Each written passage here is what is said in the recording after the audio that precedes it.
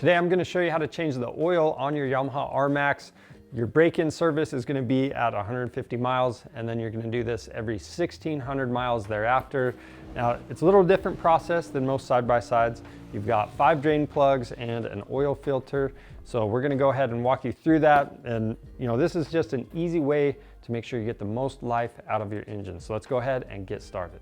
To do this job, we have some common hand tools, including 8, 10, and 12 millimeter sockets. I also have a flat blade screwdriver, safety glasses, rags. It's also nice to have some rubber gloves. And then some of these other items you can find on our website, like this oil filter wrench. This is going to help you out if you have a stuck or baked on oil filter. Now, these other items are from Tusk. We've got a measuring cup and a funnel. And you're also going to want to have a drain pan. To do this job, we have our Tusk oil change kit that comes with 5 quarts of your choice of oil and an oil filter along with 5 crush washers. And if you need one of these kits, you can click the link in the description below.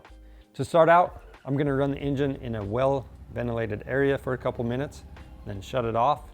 Next, we need to remove an access panel. This is by the rear seats. In between them, you've got 5 clips holding it in place. You're going to just screw those out, and then you have 2 little tabs that are in rubber grommets. You're just going to pull up on those and remove the cover. Then we have an oil fill cap on the valve cover. I'm going to wipe around that area and remove it.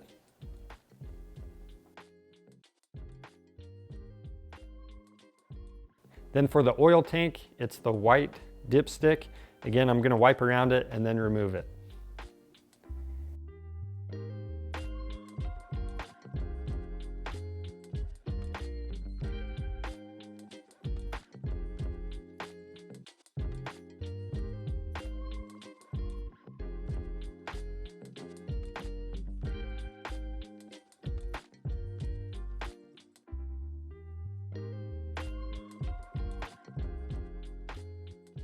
Now I'm going underneath the machine, under that oil tank, and that's going to be by the driver's side rear wheel, placing the drain pan underneath there. And then, right on the bottom, I'm going to use some tin foil to help guide some of that oil once I remove the drain plug.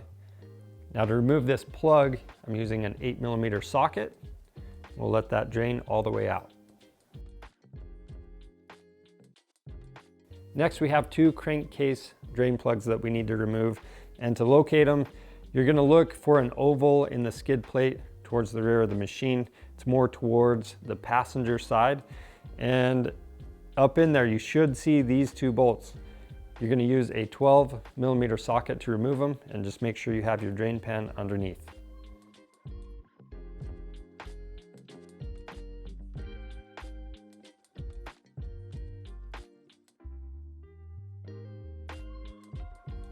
Now towards the front driver's side of the machine, you're going to see another oval, and then you're going to see 2 oil cooler lines with 2 drain plugs in there.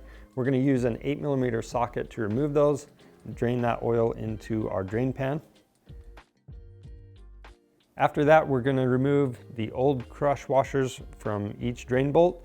We'll clean them up and install new crush washers.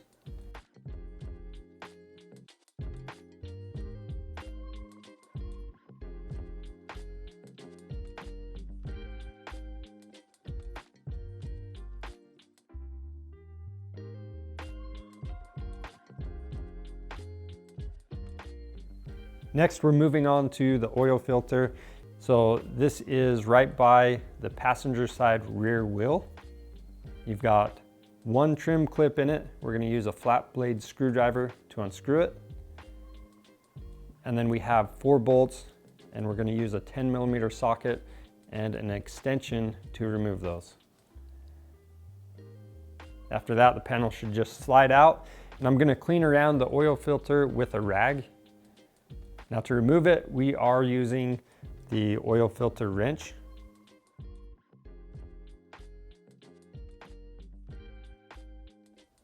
With that out, we'll let it drain, and once the oil is done draining out, we're going to take a rag and clean that sealing surface. Then I've got my new oil filter.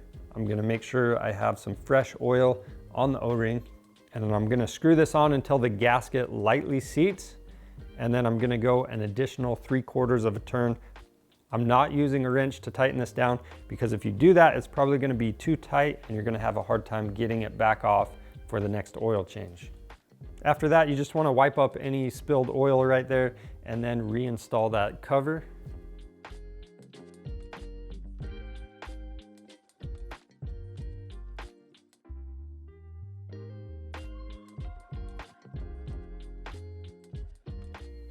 Now we're gonna go through and wipe down each sealing surface for the drain bolts and get those installed. So for the oil cooler lines, you're gonna torque those to 7.4 foot-pounds.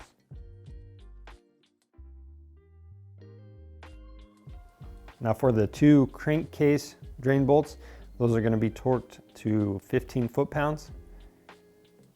For the oil tank drain bolt, that's gonna be torqued to 6.6 foot-pounds. After that, we can fill the engine and that oil tank with oil. Now right on top of the valve cover where we removed the black cap, I'm gonna use my funnel and pour in 1.5 liters of oil. Then for the oil tank, we're gonna pour in 2.65 liters of oil. If for some reason you didn't replace the filter, then only pour in 2.05 liters here. Now I'm gonna reinstall that oil fill cap and the dipstick. I'm gonna start the machine, I'll let it run for a few minutes, shut it off, and then once it's sat for a few more minutes, I'm gonna double check that oil level. Now it should be in between the upper and lower marks on this grid. Now if it's not in that range, you wanna add some oil until you're at least halfway up the dipstick. So once the oil is in the right spot, you can go ahead and reinstall your dipstick and install the access panel.